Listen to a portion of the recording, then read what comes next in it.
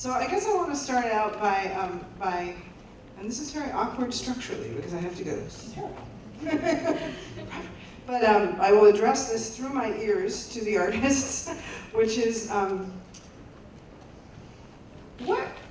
was there a moment in your own development as a young, very young person starting, writing songs, becoming a musician, where you felt you were making a connection to an American roots tradition? And talk a little bit about how, from that moment, that connected to what eventually you evolved to be as an artist. I'm talking childhood, adolescence. Well, I guess for me, it started when I was really young. I was about 9 years old when I started playing the mandolin, and that was very much rooted in the bluegrass tradition. And you know, I continued to play mandolin and then kind of picked up banjo and guitar along the way. And you know, I would say for the first 5 years or so of playing, I considered myself to be a bluegrass musician because I would go to a weekly Friday night bluegrass jam, and it was just very much rooted in that specific tradition.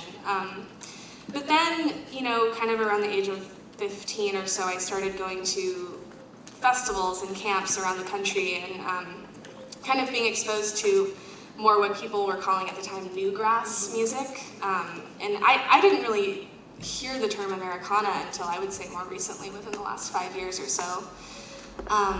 And you know, I was excited because I wanted to not just be a bluegrass artist, and I wanted to kind of push the boundaries. And I felt that, you know, I was hearing about a lot of these bluegrass festivals in the Southeast that people were super sticklers about sticking to the tradition and sticking within certain boundaries. And I was fortunate that these festivals that I was going to, like Telluride and Rocky Grass, to name a few, there was one called the Mandolin Symposium in California, were kind of more leaning toward the newgrass side of things, and people seemed to be more inclusive of kind of branching out beyond the strict boundaries of bluegrass. And so, you know, that's kind of when I started to not think of myself as a bluegrass artist.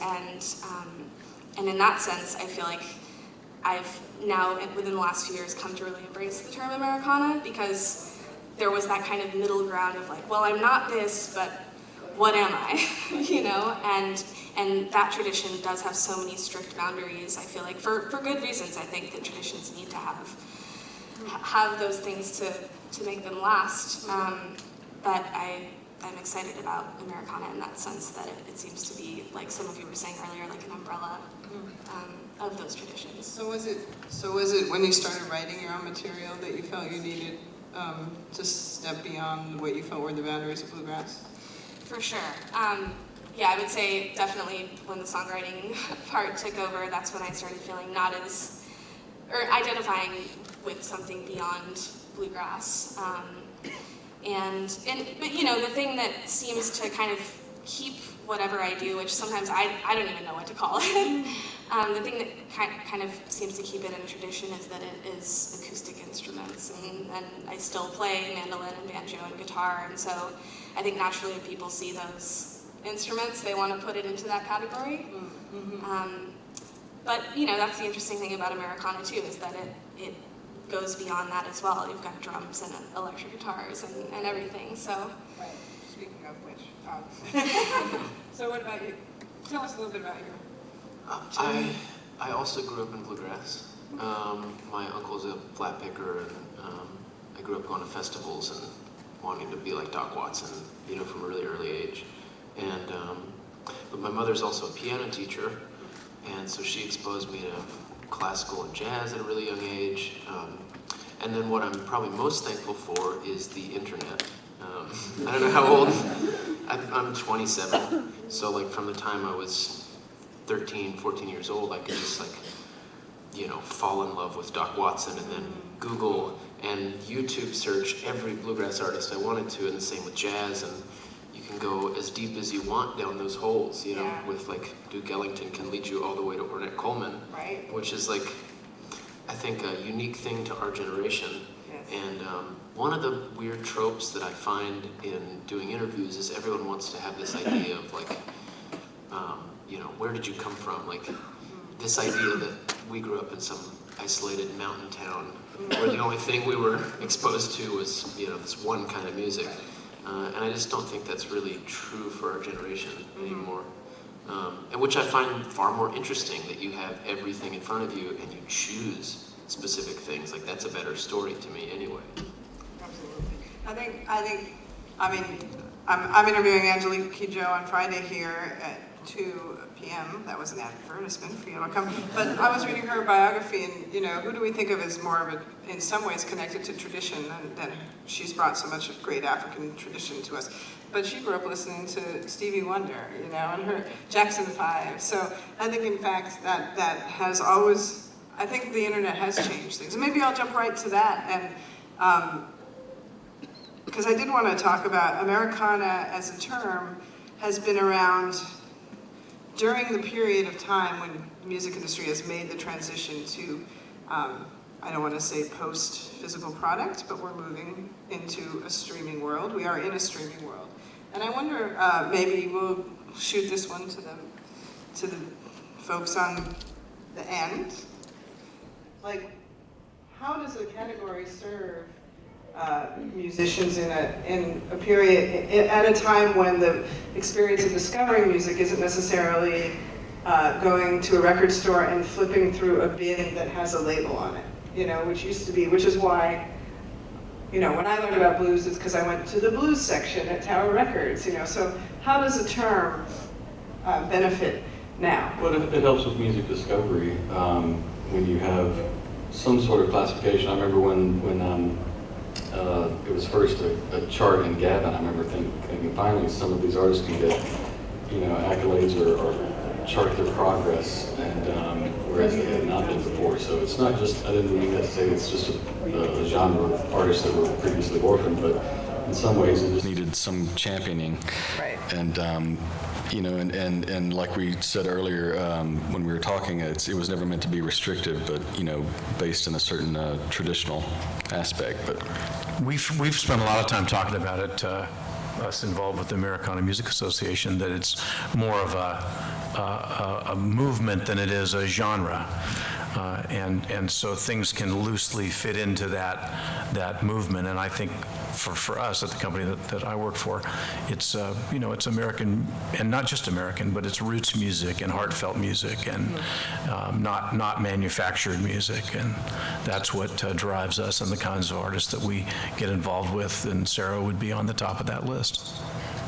Are there virtual spaces that require definition that you can point to that are like the equivalent now of the record bin that we were talking about? well, Spotify playlists that label Americana, it's a lot, and I guess Pandora has, like-minded artists, Write If You Like, do their algorithms, and it all leads to one another. Or even entering for award shows or entering for festivals. As a publicist, I'm always having to pick, well, what genre is it? And there's not an other category. And I know Jed and a lot of people fought really hard for the Grammy category, but also just, even for South by, it's, well, what category are you in?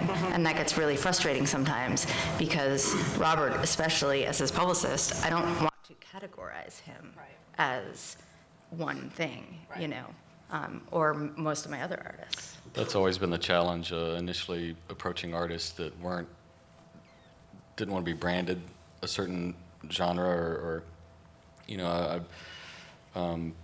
it was always tough initially, but eventually, as more and more people grew to come used to the term Americana, it just has taken off. So I remember one manager telling me very, very early on, Americana, that it was the late Albinetta. He said the only genre where there was more artists than fans. But Although I would say, if you come to Americana Fest, the fans are catching up. yeah, sure. it's totally come around, but it took a while. Yeah. And I say that about most genres, not just Americana, but Yeah, it's funny for most of us are from Nashville, not everyone, but when I first moved to Nashville, country radio was the big thing, and everybody assumed that Nashville is country, and Nashville's always been way more than that. But that's what I always loved about going outside of those boxes, because country radio has such narrowly defined parameters, or it used to. Now it's, incorporating hip hop, and you've got, all different sorts of things. But, It was but eating at the itself. time it was really, and I was always so happy to not. I've never really worked with anybody in that box. That's not to say that we haven't had success at some country radio things. And there are people now that would consider Sarah a country artist, and certainly, when you have a limited number of genre boxes to check, if there is not a Americana or a folk or a singer-songwriter, then country might be the closest. If we go to Europe, especially to the UK, their definition of country is very different than the definition. So it's just the whole idea of it's great to have an inclusive genre that can incorporate bits of, all different types of It's music. true. I never thought about the timing of the internet and the streaming age coinciding with the growth of Americana, but it has been a mutually benefited both. Well, it's interesting that you mentioned fans, and taking it back to speaking out of my ears to you guys again. What do you think, like having that as one frame around what you do, not the only one? What does that say to your potential fans, and how does it influence your relationship with fans? Because I think one thing about Americana is that it also signifies a certain kind of fandom that has to do with dedication, attentiveness, listening closely, valuing certain things that maybe we can argue with, kind of a literary fandom almost. So I just wonder if you have thoughts on, and maybe Sarah, let's start with you, because how is that different than the relationship with, say, the bluegrass fan world? Right. Well, it does. I think it's nice to know that those fans are out there, because I think, if I was going to play the music that I'm playing now at a quote-unquote bluegrass festival, Right. I might be a little nervous. Even still. And knowing that the Americana fans are a little more open. Although even the term bluegrass is, the Telluride Bluegrass Festival is totally not a bluegrass Right. festival in the true sense of the word. But I think it's helping. I think it's been great for me to get to go to the Americana Music Fest in Nashville and see, like everyone's saying, see how excited people are about the genre. From a musical standpoint, it's interesting, just the term Americana. It's hard for me to imagine a musician getting into music saying, "I want to play Americana music," you want to play bluegrass, or you want to play jazz or blues or folk or country, exactly. But that could change. I think it's going to be really interesting to see, and I guess this kind of relates to the fans. It'll be really interesting to see in 10 or 20 years if maybe people will be saying, "I want to play Americana music," It's already happened. I mean, you already hear that. I mean, didn't we were talking, and one of the producers in our meeting said, he has people coming to him saying, "I want to make an Americana record." Yeah. And, it's like, he's like, let's make a record that you want to make. Let's make a record that's your music, and maybe it will be Americana. But Well, what do they mean when they say that's that? what he was saying. Like, that was his point. That's an interesting question. But what about your fan base, and do you think they value the term Americana, or do they, like you, want to explode and expand on terms? Is that the right way to put it? Sounds very violent. Yeah. I think it can be for some people, maybe, who have rigid ideas about what they should listen to, Yeah. I think it's good and bad. I, on the one hand, am really appreciative of all of the people who have discovered my music and maybe like narrative songwriting, or maybe they like, a certain harmonic sensibility, or these really specific things that they just subconsciously identify when they go seek out Americana music. But then on the flip side of that, I've found it really unpredictable and frustrating the weird lines that people draw, where in a genre that doesn't seem to have any real harmonic qualifications or stylistic qualifications, there are weird, Regional qualifications. yeah, there's these weird lines that sometimes fans will draw and be like, why are you doing that thing?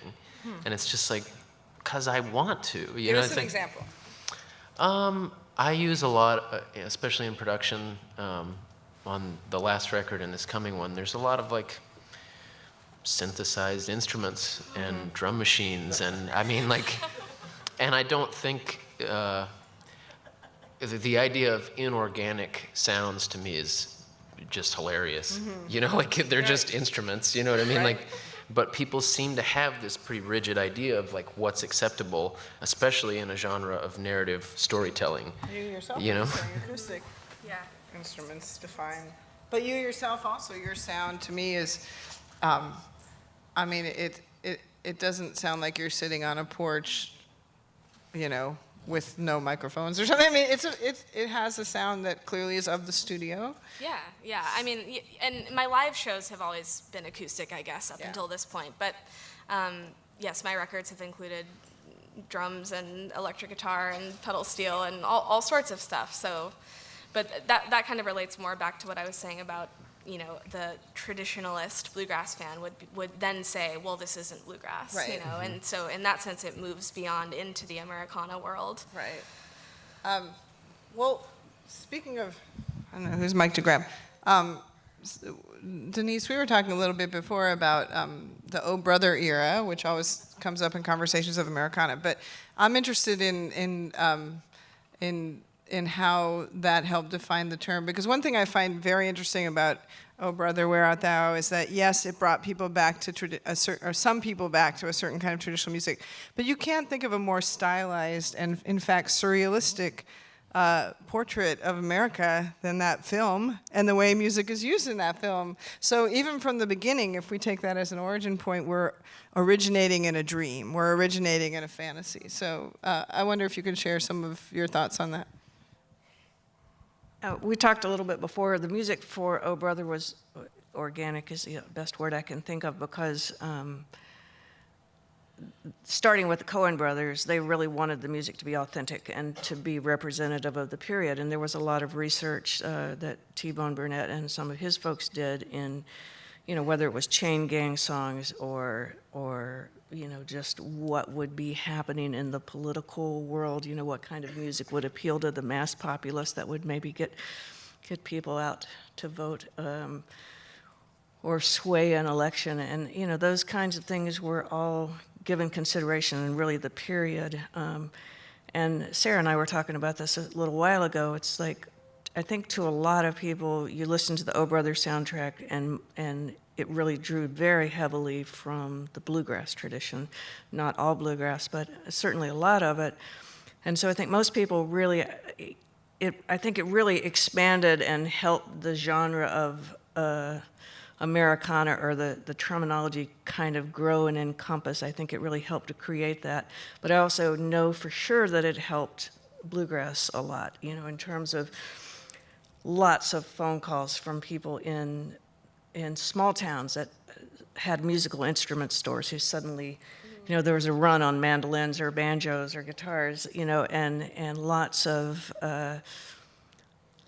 festivals that had just been on the brink of going out of existence that were doing it, and new festivals popping up, and you know, then new acts popping up, and lots. It was cool, you know. It was something that people wanted to do. It was also intergenerational, so that, you know, a kid might turn their parent onto it, and the parent loved it, and you know, the grandparents loved it. So it was a really good thing, and it was all very related to Americana, you know, because you had the chain gang chants, you had, you know, you had gospel, you had bluesy sort of. It had all of those elements in it. But I think at the time, it felt like it really directly related to the bluegrass music industry specifically. Well, I'll just throw a hot potato out, which is one thing that occurs to me also about the moment when the term emerged, is that that was maybe not the beginning, but there was a time when country music was associated with a certain worldview that carried with it certain political leanings and also values, family values, for lack of a better way to talk about it. And I wonder if I'm just thinking of my feet, but I wonder if that also was a reason why Americana felt necessary. That goes into what I was saying earlier about it was kind of punk rock, you know, and part of the reason we talk about Our Brother, it was wildly successful out of nowhere. I mean, no one really saw that coming. I don't care. You could talk to anybody involved, and they never thought it would sell 9 to 10 million soundtrack. And it was just, you know, the equivalent of hair metal meets Nirvana, you know, so it was something pure. And you're right, and it hit a really broad demographic. I mean, I remember toddlers singing Rock Candy Mountain, and then you've got Ralph Stanley on the Grammys. So it was just real punk rock when you're talking about a movement, and then that's how kind of I still think Americana is edgy. So what's punk rock about it now? Anything? I mean, it's like, what do you see coming out of Americana or within Americana that feels most challenging, besides Robert Ellis? Getting it on, okay. You know, getting it, you know, anytime something's wildly successful or you're on top 40 radio, then it tends to, you know, ebb and flow. Right. In different areas, but that's the challenge, I think. And Robert's definitely an artist who pushes boundaries, but you still, you know, want to dance with those that brought you, you know. So and then it ties into like Cliff. Maybe you can talk about this too, about, you know, when it comes to radio promotion, you know, you want to service the core Americana stations, but you also don't want to limit an artist's audience, especially if they're making a record that can go AAA, non-com, or top 40. Which I think Robert has done. He's made a very daring record, and it's wonderful. But you don't want to limit its scope, but you also don't want to abandon your core audience. So that's the challenge. And there are some artists that may not have a career anymore on mainstream country radio, but they're still country artists. Well, you don't want, And you know, I mean, Leanne Womack is a good example of that, who sort of took a left turn and made a very different record for her, and found a home in Americana, and to a certain extent on some of the secondary country stations. And you know, and we're completely in favor of that. We're not trying to just pigeonhole our artists into one particular format. I think Leanne Womack covering a Hayes Carll song is probably one of the best things to define. Like you have the best of both worlds. And artists can still have a creative freedom in their records. Versus other formats. That now that I'm at a management company versus I was at New West for a long time, you know, now that I'm a management company working all different genres, Americana leaning labels are a lot more conducive to letting artists have a lot more creative freedom than building their song for radio. I mean, just coming from a publishing background and working with, you know, songwriters and them writing for a certain marketplace, i.e. the narrow parameters of country music, there's so many times a year where we can't do that, we can't say that, you can't do this, but you never really hear that in a songwriting session for, you know, most artists don't write for other artists in Americana, but sometimes they do. Yeah. I've been really impressed. I mean, for all of the angsty teenager inside of me that is just like, why is, you know, like, really like feeling alienated a lot of the time. I'm also really impressed at what people are into, and sometimes very confused by it because of the other boundaries they seem to have. But what fans or what people in the that you fans encounter? of Americana, you know, yeah. like my last record, I kind of am always waiting for the bottom to fall out from under it, you know, in one way. I'm just kind of like, well, this might be the thing. This might be the one that they, you know, but so far everybody's been really nice. And Well, I know that you're influenced by, I mean, Paul Simon is someone you're definitely influenced by. You've covered his music. I think the new record, there's definitely influence there. And before a little bit, we were talking about Joni Mitchell is someone we all love. And that moment in for singer-songwriters, kind of late 60s, moving into the early 70s, was a time in which there was a category that in some ways was defined by a label, Geffen, right? But I wonder when you think of that moment, like how, and also for y'all, not just the artists, like how a singer-songwriter might have been marketed in that golden age, a James Taylor, a Carly Simon, you know, the list goes on, Jackson Browne.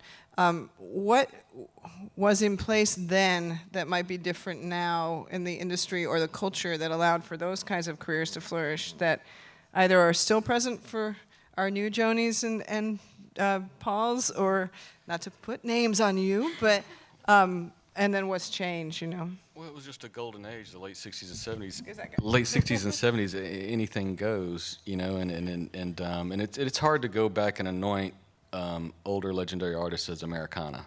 It's just Right. it's really tough to do that. You know, they're kind of grandfathered away from doing that. Right.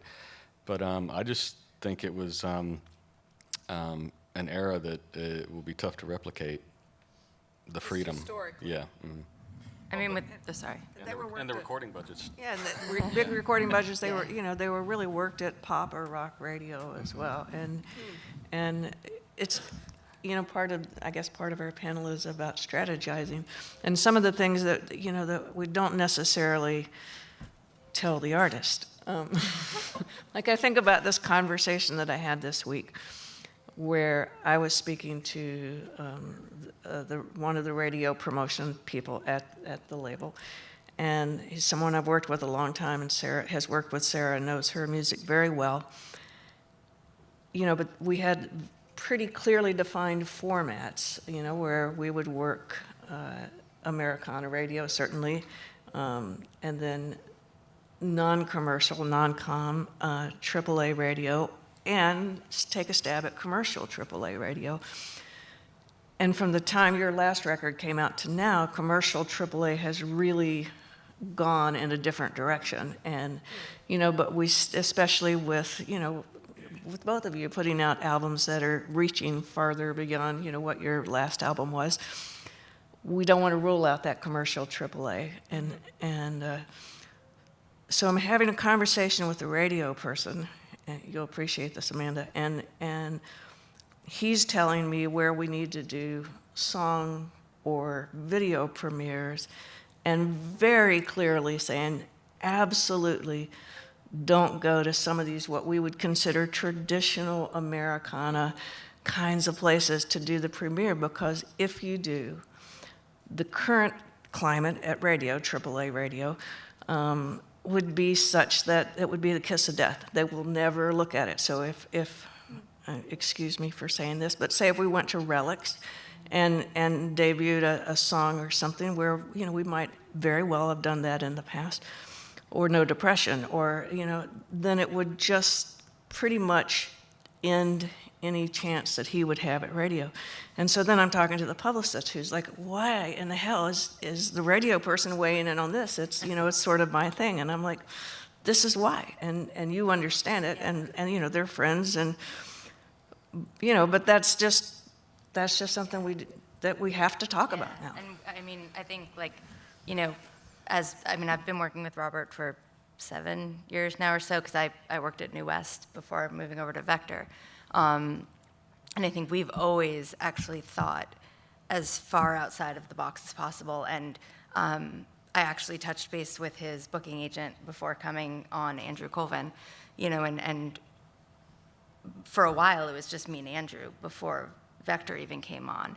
And both touring and PR-wise, we really thought, you know, yes, Americana, but every genre we could possibly touch. Mm-hmm. And, you know, with Andrew's permission, I am saying, you know, Andrew tried to pair him with Dawes and Deer Tick and open for George Jones and open for Jamie Johnson.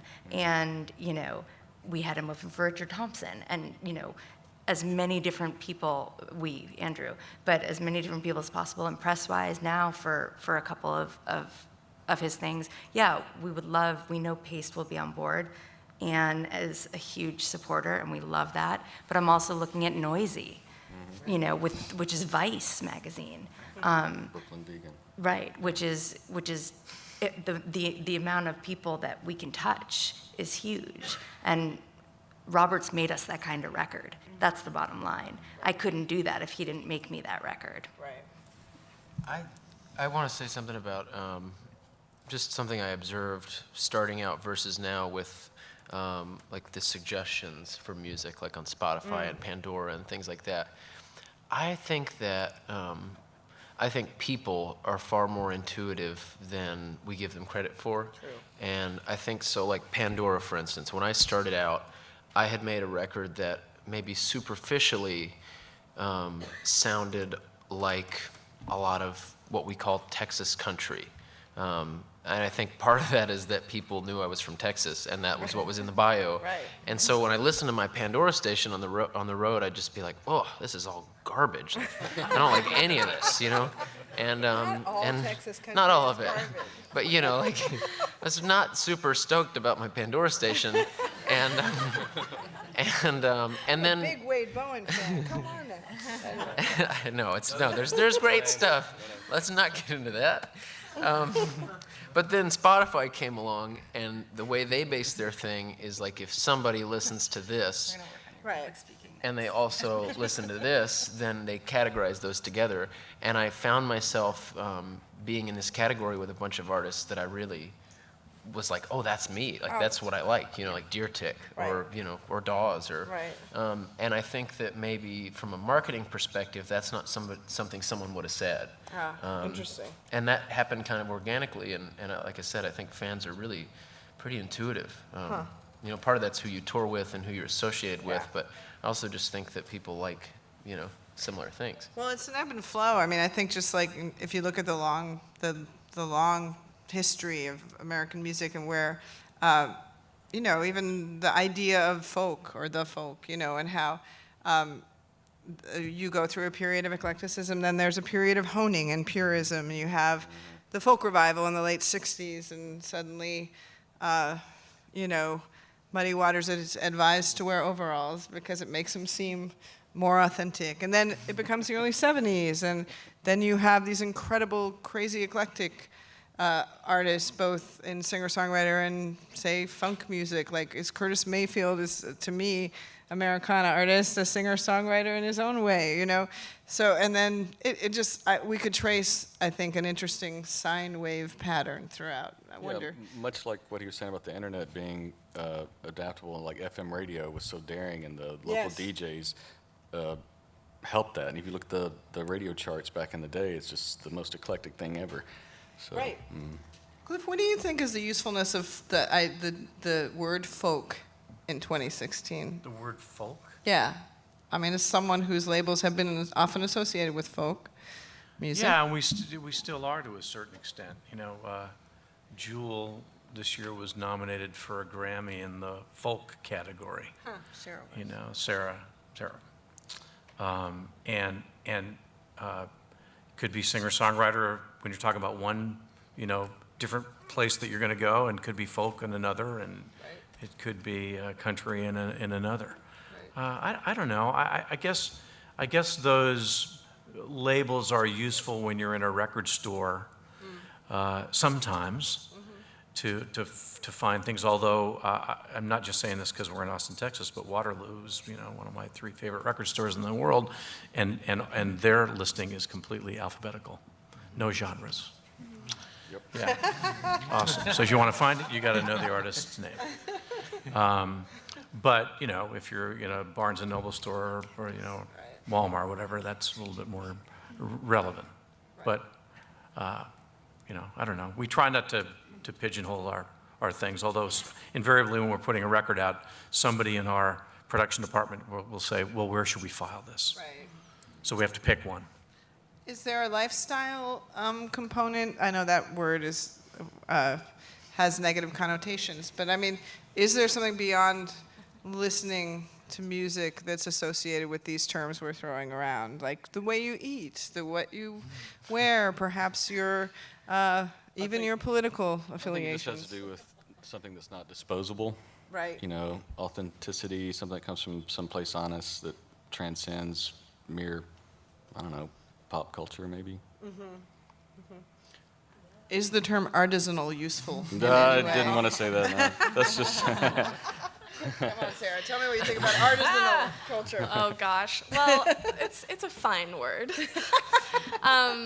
I think, you know, artisanal. All these words get wrong. You're right. Artisanal. artisanal. All these words get thrown around. I think that Robert made a really good point in terms of, you know, I feel like as a fan of music myself, and when I talk to other friends who are fans of music, I think people pay less attention to the words and more attention to, like you're saying, kind of being grouped with people that you like musically, like you being aligned with Dawes and Deer Tick, and, you know, like I had the chance to open for Richard Thompson one time, and I think as an artist in this day and time, you really do have to work really hard to align yourself with the kind of people that you kind of see yourself with, because I do feel like fans pay a lot of attention to that more than all these terms that we're throwing around. And I think in that sense, you kind of, it's not necessarily as easy to kind of lean on one thing, like on your own thing all the time. I think the musical artist nowadays has to work a little harder to kind of put yourself in different scenarios that might make that, so you get in front of Dawes's audience, or you get in front of, you know, Paul Simon's audience, or something like that, and I think that goes a really long way to the listener.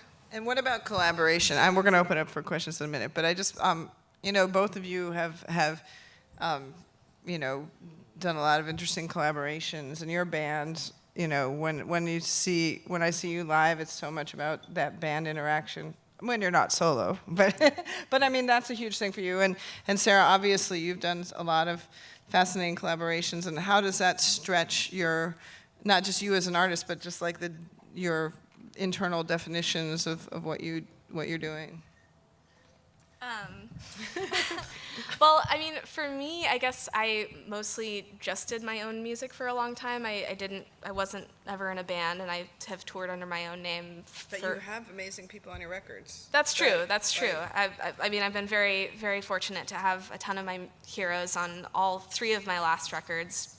People like Jerry Douglas and Stuart Duncan and Chris Thiele, and kind of a lot of that Nashville world.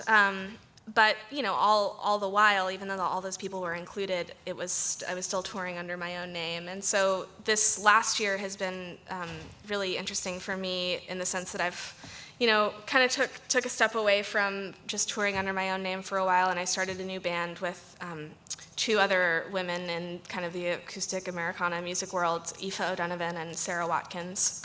And Incredible. It's called I'm With Her. Yeah, It's such a great project. we're called I'm With Her. We named our band before the campaign started going on. It's a funny coincidence.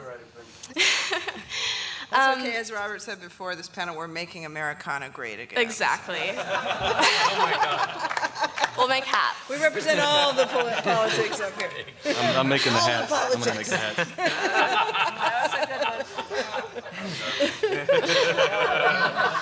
I would totally wear that hat. After the election. Exactly. Anyways, you know, so it was kind of the first time for me to get really serious about being an equal team member of a band, and you know, and I think that's helped me a lot in terms of now turning to make my new record, which is coming out in June. I don't know, it just kind of helped me kind of hone in on the important qualities, as opposed to in the past. It's been a great fun process of saying, let's get this person and this person and this person. Right. And now I feel like after a year of kind of having been a team member, and also touring a bunch with Prairie Home Companion and stuff, and that being another kind of collaboration all in itself, it just, those kinds of things help you as a musician to kind of hone in on the important elements. So. And you're all going to want to hear her beautiful new record that comes out in June. It does. Very personal. Very personal.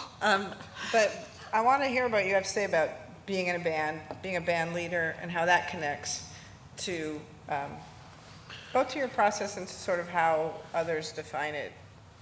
Well, I think we both grew up in a tradition that is really rooted in improvisation, and is, you know, from the earliest I can remember, it's about like sharing something with a group of people, and everyone gets sort of an equal part in creating what's happening as it's happening, you know? And bluegrass is that way, and jazz is that way, and those are the only 2. No. Metal. You know, so it's only natural that I think that idea would eventually extend to things like writing and sharing other creative duties with people. And improvisation for me and my band is still a really huge part of it. I mean, we have like pretty much a roadmap of the songs, but there are elements of the songs that if there was a score, it would just say free. Like there's an area where it's like, this could be anything. And for me, it's really just like about not being bored. When you're playing 300 days a year or something on the road and you're playing the same songs, they're all like 3.5 minutes long and not that good to begin with. It just gets, I'm just saying, you get really tired of it. And so having improv every night, it allows you to like express that ham sandwich you just ate before the show or whatever, like whatever makes it mood more you're artisanal. in. Yeah, totally. But you also did Traveler. You also, both of you did like Superstar of Americana collaboration Super group groups. things. You guys need to get those two groups together. We should make I'm a big with super my group, Traveler. ultra group. So, but anyway, one thing about Traveler, which is your collaboration with Corey Chisel and Johnny Fritz, is sorry, Johnny Corndog, is that it's very pop in a way. It's very felt like it's power pop in some ways. Did you go into it thinking that was going to happen? No, or am not I like at all. completely off or what? I don't know. I mean, I think you more than just about anybody should be able to draw that comparison if you think it's appropriate, and I will embrace it and appreciate it. Well, I don't think you guys went into it thinking. We didn't say we're going to start a power pop band. We just started writing that was songs. fun. I don't know that you even thought we're going to start a band, right? No, we just started writing together. It started with me and Johnny just becoming really close and hanging out a ton, and eventually we just started kind of writing together. And it probably started with jokes. Right. Just like... maybe that's the power pop side of it. Maybe it is. I also think what I really love about that group is we are all really opinionated when it comes to our own thing. And when we're in this thing, there's a level of respect that's just like, I would have never written that, but it's yours, and I love you and respect you, so it's there. So you have these songs that have sometimes like just a lot of information, from 3 different, completely different places. Did you find a similar process with the... Oh, absolutely. It was very similar.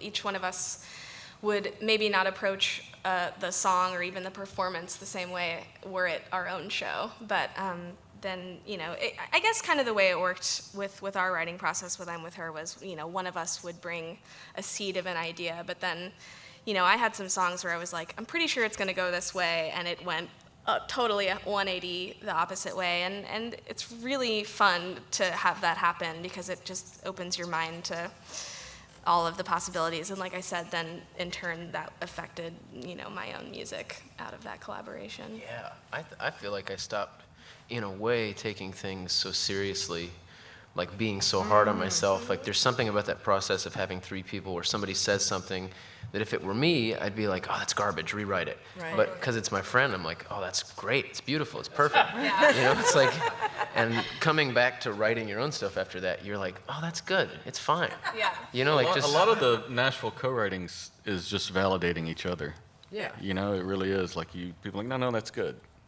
Keep going. And that took you a while to kind of get into that mindset of co-writing even.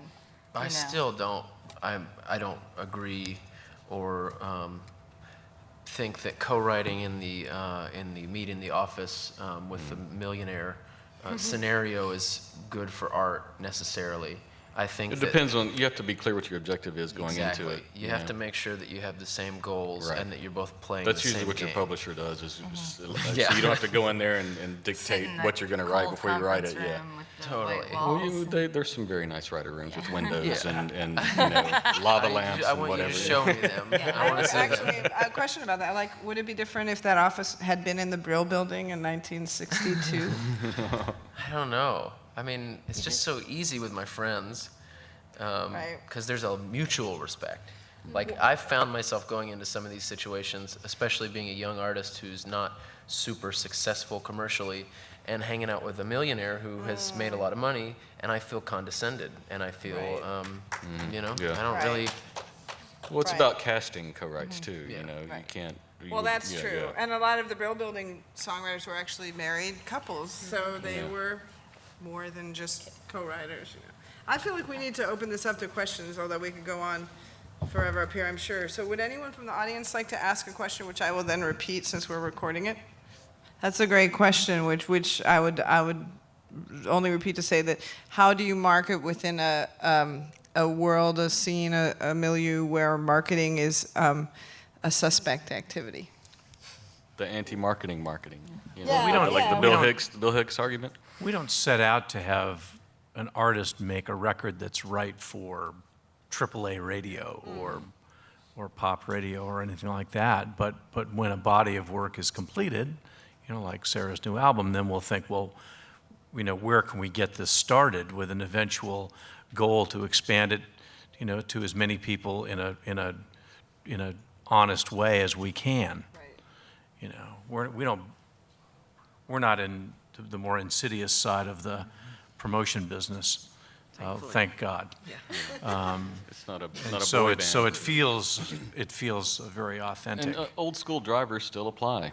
Terrestrial radio, touring, you know, And press. satellite radio. Satellite And- radio. and Satellite press. radio is more than new Yeah. FM is, you know, like Pandora is too. But And like Denise was saying earlier, you know, as a publicist now more than ever, I do work really closely with the promo team. I work really closely with the booking agent, you know, and I have a unique job being a publicist within management, so I can work closely with all of those people versus when I was at a record label and I was a little bit more disassociated. But you know, I can work with the booking agent, with the promo team, with the record label, and really make sure that we're all on the same page and that I can be hitting all those different press places when the radio team is going towards Americana, towards AAA, towards, you know, Music Row. You know, we're working a Jack Ingram record together, and Cliff and I, and we're